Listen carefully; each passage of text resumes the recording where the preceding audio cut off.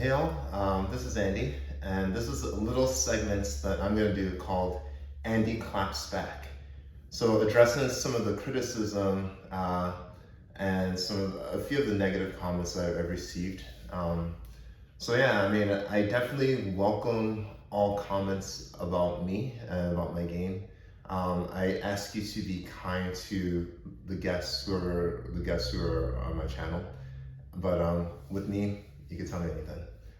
All right, let's go ahead and get started. So first one comes from Paul DA 2000, and this was in reference to a short that I posted where I basically said that Coco Gauff managed her forehand, so in order to win against Sabalenka, but she didn't do a major fix, and that's the case, and that's what I think. Like she may have made some tweaks, but I think if you watch the match versus Sabalenka, that she really just looped her forehand in and used her legs to keep in play, keep in the points.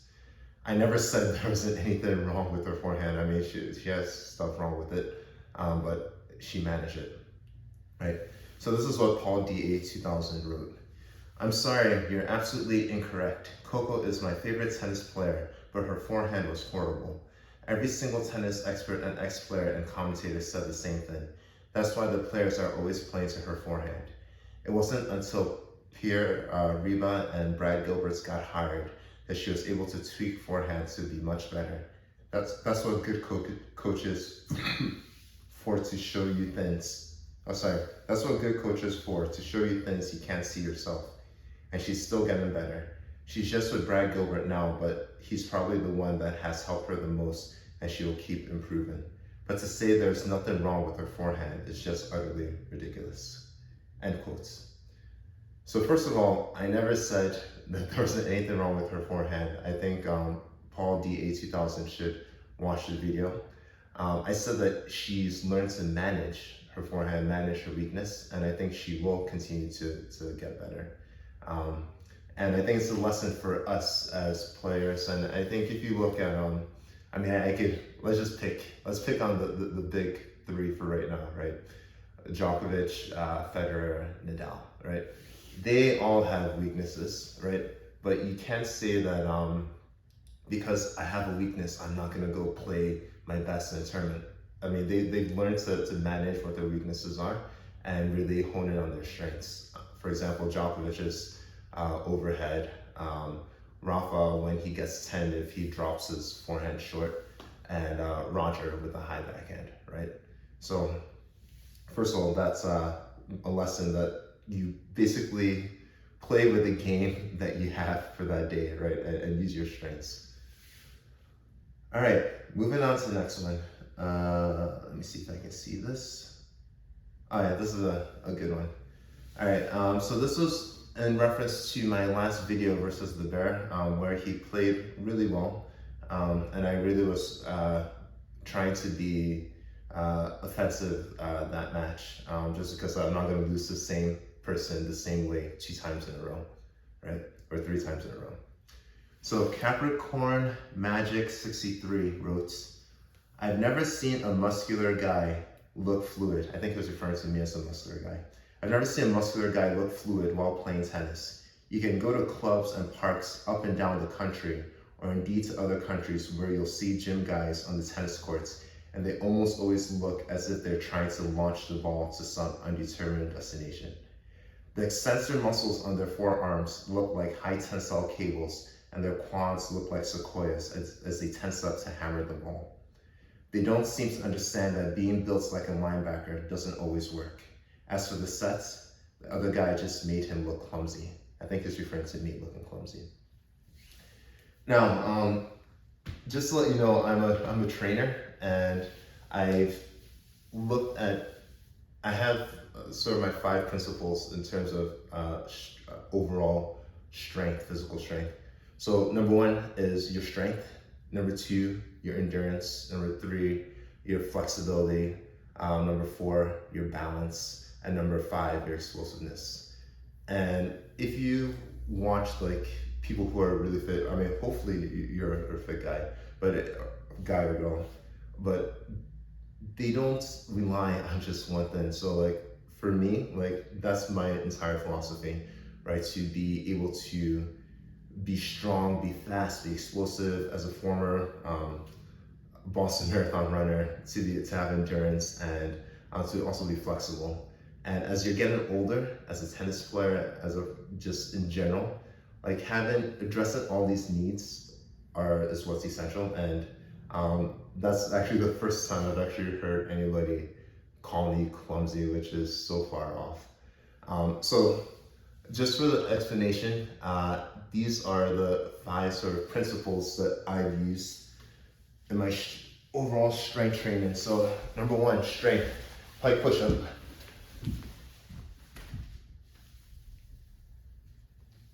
Let's get your shoulders to be nice and strong, right? You need strong shoulders. When you're playing tennis, avoid rotator cuff injuries from overuse. Flexibility, you need to be able to stretch, to move in different directions, right? And this prevents injury. So this is my lean and back stretch.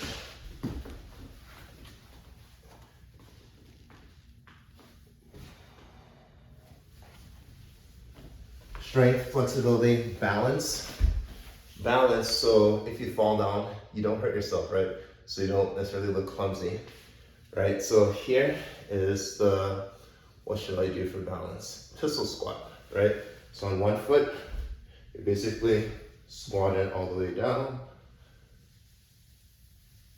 Hold it.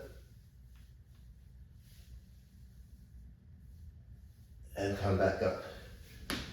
Explosiveness. Clap, push up, double, clap. And endurance. The ability to hold, to endure, whether it's in long points, short point, but ability to endure. So right now, I'm gonna do the planche, right? Straddle planche.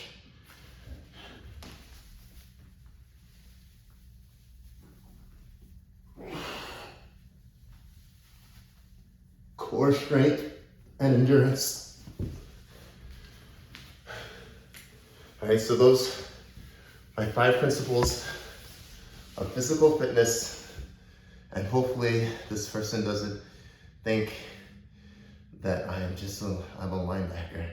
And linebackers are rather fast too, so I'm not sure what the Capricorn, what's the person's name again? Capricorn Magic 63 was thinking.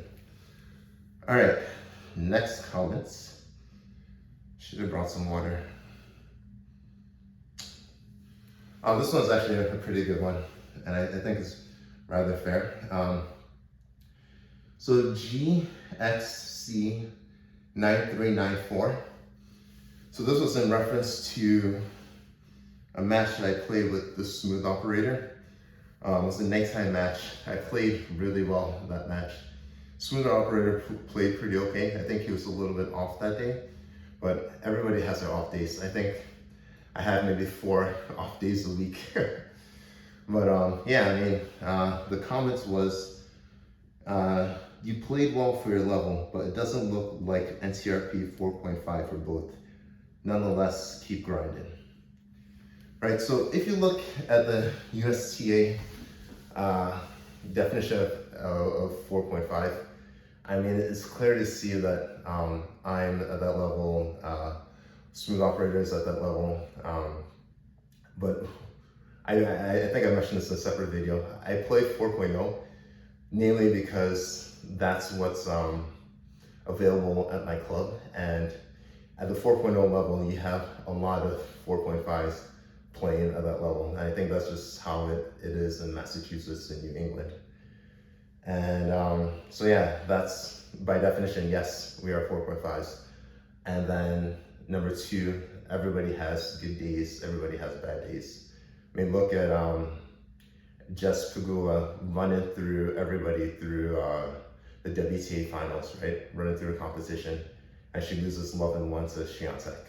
Right, are you gonna say Jess isn't a 7.0 player, that she's a 5.0 or 4.5? No, I mean, that's not the case.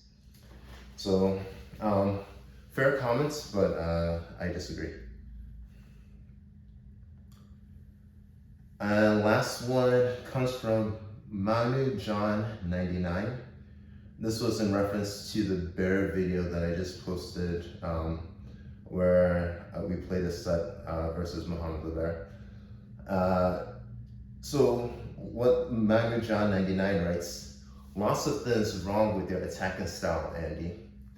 So yeah, I mean, I had a tough time versus the bear, and as I mentioned before, I don't like to lose the same way to the same person 2 times in a row, right? So I was trying to use different strategies, trying to be more aggressive, even more aggressive than normal, because one thing that he does very well, I don't know whether you could really see, but he changes the game from just a 2D game where like against people who are just hitting the ball hard, where I have to run left and right. I can do that all day, right? But with him, he's unpredictable that he could hit hard, but then all of a sudden just feather a perfect drop shot, right? And he'd do this midpoint. So really I was trying to be aggressive.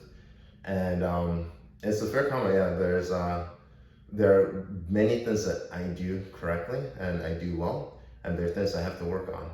One thing that the bear pointed out to me is just on my forehand, is that sometimes I stop looking at the ball like about a meter from where I'm supposed to hit it. So like when the ball's coming, and then about a meter from where I contact, then I start to look and see where I'm gonna hit the ball, right?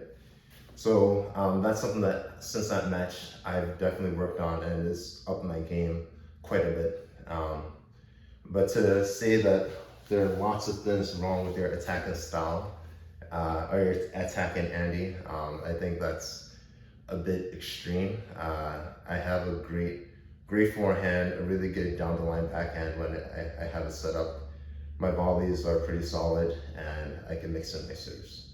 So those were the comments, and again, this is sort of giving a voice to people who make comments. I mean, some of them, these are all critical, right? Some of them I would say are critical in a good way. Some of them are just like off base.